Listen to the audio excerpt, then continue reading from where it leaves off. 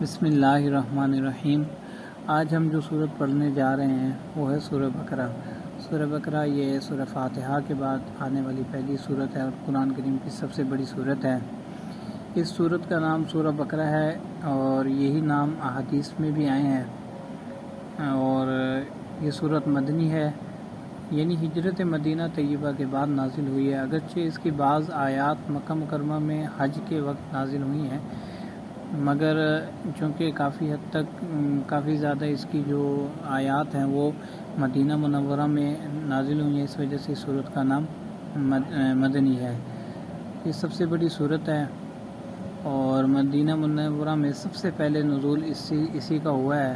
مختلف زمانوں میں مختلف آیتیں نازل ہوتی رہی ہیں۔ سود کے متعلق بھی اس میں جو آیتیں ہیں وہ نبی کریم صلی اللہ علیہ وسلم کی آخری عمر فتح مکہ کے بعد نازل ہوئی ہیں، اور اس میں جو آیت ہے وَاتَّقُوا يَوْمًا تُرْجَعُونَ فِيهِ إِلَى اللَّهِ، یہ قرآن کریم کی بالکل آخری آیت ہے، وہ بھی اسی میں ہے۔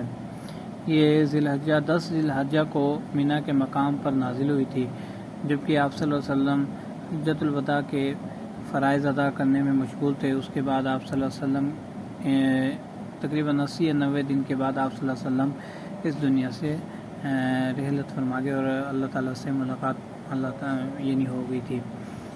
فضائل صورت بقرہ کی یہ ہے کہ یہ قرآن کریم کی سب سے بڑی صورت ہے اور بہت سارے احکامات پر مشتمل ہے۔ نبی کریم صلی اللہ علیہ وسلم کا ارشاد ہے کہ سورہ بقرہ کو پڑھا کرو، کیونکہ اس کا پڑھنا برکت ہے اور اس کا چھوڑنا حسرت اور بد نصیبی ہے، اور اہل باطل اس پر قابو نہیں پا سکتے۔ اہل باطل سے کیا مراد ہے؟ اس سے مراد یعنی جادوگر وغیرہ۔ اس صورت کے پڑھنے والے پر کسی قسم کا جادو نہیں ہوگا۔ اور نبی کریم صلی اللہ علیہ وسلم نے فرمایا جو سورہ بقرہ ہے یہ سنام القرآن اور ذروۃ القرآن ہے۔ سنام القرآن اور ذروہ ہر یعنی چیز کے اعلیٰ اور افضل حصے کو کہا جاتا ہے، کیونکہ اس کی ہر آیت کے نزول کے وقت 80 فرشتے اس کے یعنی بھی لے کر اترتے تھے، نازل ہوتے تھے۔ اور اس صورت میں ایک ایسی آیت بھی ہے جو تمام آیات قرآن سے اشرف اور افضل ہے۔ وہ کون سی آیت ہے؟ وہ آیت الکرسی ہے۔ اور اس کی فضیلت یہ ہے کہ اگر کوئی شخص اس آیت کرسی کو رات میں پڑھ لے گا تو اس رات جن شیطان وغیرہ اس کے گھر میں داخل نہیں ہوں گے، اور اس کے اہل عیال کو اس رات میں کوئی آفت، بیماری، رنج و غم وغیرہ نہیں آئیں گے۔ اس صورت میں یہ جو صورت ہے پورے قرآن کا خلاصہ ہے۔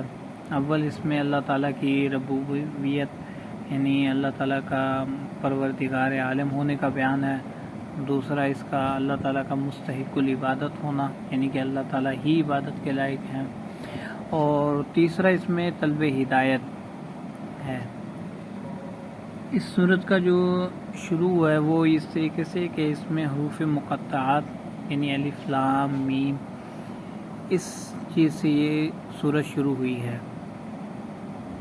حروف مقطعات کسے کہتے ہیں؟ مقطع یعنی قطع سے، یعنی مطلب الگ الگ جدا جدا حروف۔ تو ان کے بارے میں یہ ہے کہ یعنی بہت سے اقوال ہیں کہ یا تو یہ انہی صورتوں کے نام ہے کہ جن صورتوں کی شروع میں یہ آئے ہوئے ہیں، یا پھر یہ اللہ تعالیٰ کے نام ہیں، اور بعض نے یہ بھی کہا ہے کہ یہ حروف رموز اور اسرار ہے۔ مطلب یہ کہ یہ بھی ایک اللہ تعالیٰ کی طرف سے دیا ہوا چیلنج تھا کافروں کو، کہ کیونکہ وہ اس وقت جو اہل عرب تھے وہ عربی میں بہت زیادہ مہارت رکھتے تھے، تو ان چیزوں کا اللہ تعالیٰ نے یہ صورت کے شروع میں یہ جو حروف بطور ان کو چیلنج کے بھی دیے ہیں کہ اگر تمہیں اتنی مہارت ہے تو کم سے کم ان کے بارے میں ہی تم بتا دو کہ یہ حروف کیا ہیں۔ قرآن کریم کے سب سے چھوٹے حروف ہیں۔ اس کے آگے ہے ذالک الکتاب لا ریب فیہ۔ ذالک الکتاب لا ریب فیہ، اس کا ترجمہ یہ ہے کہ ذالک الکتاب، یہ ایسی کتاب ہے کہ لا ریب فیہ، کہ اس کتاب میں کوئی شک نہیں ہے۔ اللہ تعالیٰ نے یہ جو کتاب نازل فرمائی ہے، اس کا نازل کرنے کا جو مقصد ہے وہ صرف اور صرف رشد و ہدایت ہے۔ اچھا، اب قرآن کریم سے اللہ تعالیٰ نے جو فرمایا کہ ذالک الکتاب لا ریب فیہ، اس میں کوئی شک نہیں ہے، بظاہر اس پہ یہ سوال ہو سکتا ہے کہ شک کرنے والے نے تو اس پہ قرآن کریم پہ شک کیا ہے، جیسے کہ قرآن کریم کی ایک آیت ہے وَإِن كُنتُمْ فِي رَيْبٍ مِّمَّا نَزَّلْنَا عَلَىٰ عَبْدِنَا فَأْتُوا بِسُورَةٍ مِّن مِّثْلِهِ، کہ اگر تم شک میں ہو اس جز کے بارے میں جو ہم نے اپنے بندے پر نازل فرمایا تو تم اس جیسی کوئی ایک صورت لے آؤ۔ تو مطلب یہ کہ شک کرنے والوں نے تو اس پہ شک کیا ہے۔ اس کا جواب پھر یوں ہوگا کہ قرآن کریم میں تو کوئی شک نہیں ہے، یہ جو قرآن کریم کتاب ہے اس میں کوئی شک نہیں ہے، البتہ یہ ہے کہ ان کے ذہنوں میں شک تھا، یہ جو کافر ہیں ان کے ذہنوں میں شک ہے۔ یہ دیکھیں الگ الگ چیزیں ہیں، اس میں کوئی تضاد نہیں ہے۔ اس کی مثال اس طرح سمجھیں جیسے شہد جو ہوتا ہے وہ میٹھا ہوتا ہے، اس میں کسی قسم کا شک نہیں ہوتا کہ اس کی مٹھاس میں کوئی شک نہیں ہے، لیکن اگر کوئی صفراوی یعنی بیمار آدمی کوئی شہد اگر کھلایا جائے تو کیونکہ اس کی طبیعت بیماری والی ہے تو اس کو کیا لگے گا کہ شہد کڑوا ہے، لیکن حقیقت یہی ہے کہ شہد بظاہر تو وہ میٹھا ہی ہے، لیکن چونکہ اس کی اپنی طبیعت اس کا مزاج کڑوا ہے تو اس وجہ سے اس کو یہ کڑوا لگ رہا ہے۔ آگے ہے ہدی للمتقین، یہ ہدایت ہے پرہیزگاروں کے لیے۔ اب مزید اس پہ پھر یہ سوال ہو سکتا ہے کہ دیکھیں جو پرہیزگار ہیں ان کے لیے ہدایت تو ہونا کوئی بڑی بات تو نہیں ہے نا، کیونکہ وہ تو پہلے سے ہی ہدایت یافتہ ہیں۔ کمال تو یہ تھا کہ یہ ہدایت کن کے لیے ہوتی، نافرمانوں اور مجرموں کے لیے یہ کتاب ہدایت ہوتی۔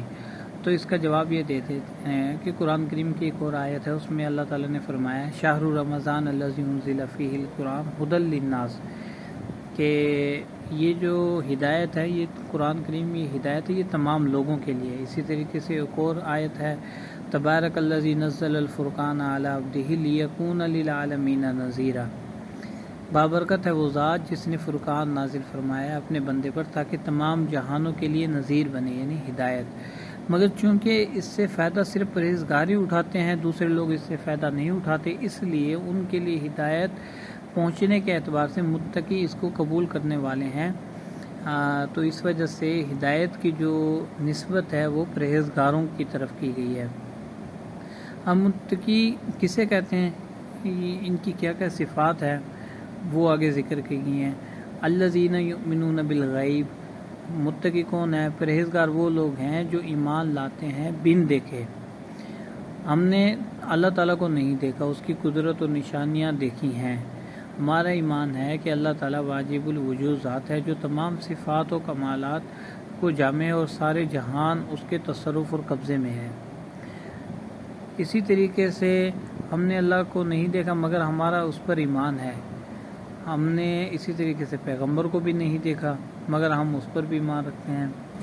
سب سے پہلے پیغمبر حضرت آدم علیہ السلام اور سب سے آخری پیغمبر حضرت محمد صلی اللہ علیہ وسلم، اور ان کے درمیان جتنے بھی پیغمبر آئے ہم ان پر بھی ایمان رکھتے ہیں۔ اسی طریقے سے فرشتوں کو بھی ہم نے نہیں دیکھا، اور اسی طریقے سے یعنی بھی یہ جو پرہیزگار ہیں ان کی ایک صفات بیان کی گئی ہے کہ وہ پرہیزگار وہ ہوتے ہیں کہ جو بن دیکھے ایمان لائیں، یہ ایک صفت ہو گئی۔ دوسری کیا ہے، متقین کی دوسری صفات یہ ہے کہ وہ یقیمون الصلاۃ، وہ نماز کو قائم کرتے ہیں۔ قائم کرنے کا مطلب کیا ہے کہ نماز کو تمام شرائط واجبات کے ساتھ ادا کرتے ہیں، مطلب یہ کہ رکوع، سجدہ، قومہ، جلسہ، یہ سب اطمینان سے کرتے ہیں۔ اور اس کے بارے میں حدیث میں بھی آتا ہے کہ لا صلاۃ لجار المسجد الا فی المسجد، کہ جو مطلب یہ ہے کہ جو نماز قائم کی جاتی ہے وہ مسجد میں ہی ادا کی جائے۔ آپ صلی اللہ علیہ وسلم نے فرمایا کہ مسجد کے جو پڑوسی ہے اس کی جو نماز ہے وہ صرف مسجد میں ہی ہوتی ہے، اگر کوئی یعنی بھی عذر ہے، معقول عذر ہے، وہ الگ بات ہے۔ تو یہ ہو گیا۔ اور تیسری صفات کیا ہے، وہ یہ کہ مما رزقناہم ينفقون، کہ ہم نے ان کو جو رزق دیا ہے وہ ان سے خرچ کرتے ہیں۔ اکثر حضرات تو یہ فرماتے ہیں کہ اس سے چیز رزق سے مراد مال ہے، یعنی جو مال ہم نے ان کو دیا ہے اس سے وہ خرچ کرتے ہیں، زکوٰۃ ادا کرتے ہیں، عشر نکالتے ہیں، فطرانہ اور نفلی صدقات وغیرہ بھی کرتے ہیں۔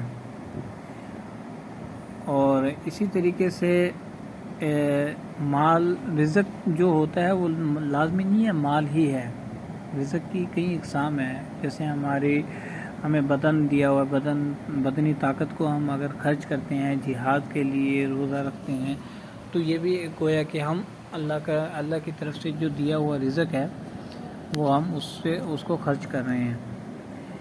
اور متقین کی پھر چوتھی صفات کیا ہے؟ والذین یؤمنون بما انزل الیک، کہ وہ لوگ جو ایمان لاتے ہیں اس چیز پر جو نازل کی گئی ہے آپ کی طرف، یعنی کہ قرآن اور حدیث شریف پر ایمان رکھتے ہیں۔ اور آگے ان کی پانچویں صفت کو بیان کر رہے ہیں کہ وما انزل من قبلک، اور اس چیز پر بھی ایمان رکھتے ہیں جو آپ سے پہلوں پر نازل کی گئی ہے، یعنی جتنی بھی آسمانی کتابیں ہیں، صحیفے ہیں، ان سب پر ایمان رکھتے ہیں۔ جیسے کہ ایمان مفصل میں ہم پڑھتے ہیں آمنت باللہ و ملائکتہ و کتبہ و رسلہ۔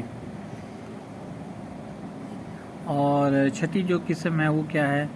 وبالآخرۃ ھم یوقنون، وہ آخرت پر بھی یقین رکھتے ہیں کہ قیامت حق ہے، مرنے کے بعد ہمیں دوبارہ زندہ کیا جائے گا۔